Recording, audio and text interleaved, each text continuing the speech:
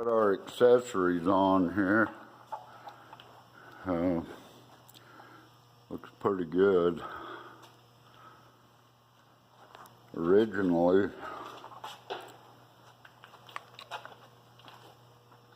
what I was going to do is move the alternator down here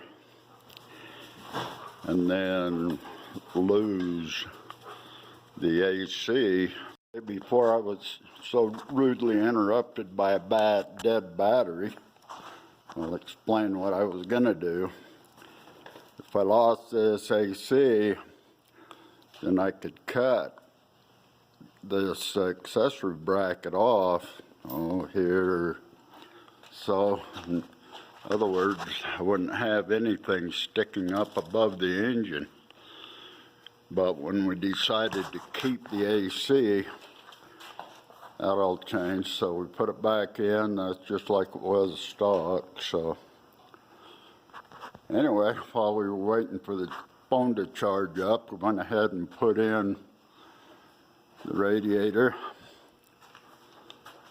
the AC condenser, which we got our cooling lines for the transmission on this side, and hooked up what lines we have here for our AC.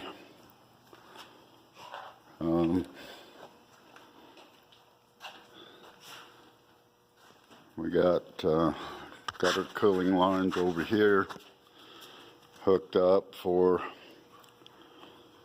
the engine and oil coolant.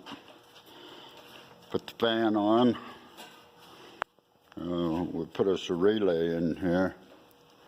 I don't know if you can see that or not. Anyway, we put a relay in there to run the fans. We're going to have to come up with a temperature switch somewhere on the engine or somewhere to turn those on. I guess I could do it manually, but it'd be nicer if we did it with a temperature. Got this header off so we can run our line for our power steering, which will run out and down the frame here. And then this is our return line coming back to it. Kind of wish that was turned down, but that's such a tight bend right there. I don't think I can bend that without breaking it. So we'll work with what we got. So then we're going to have to run a vacuum line. This is for brake booster. So we're going to have to run a vacuum line up to the booster. A lot of lines to finish here, but we got some of them. We're going to have to go get some more. But starting to get that put in. Some of it I could do with hoses, but I'd a lot rather use a hard line where I can. Anyway, that's where we're at right now.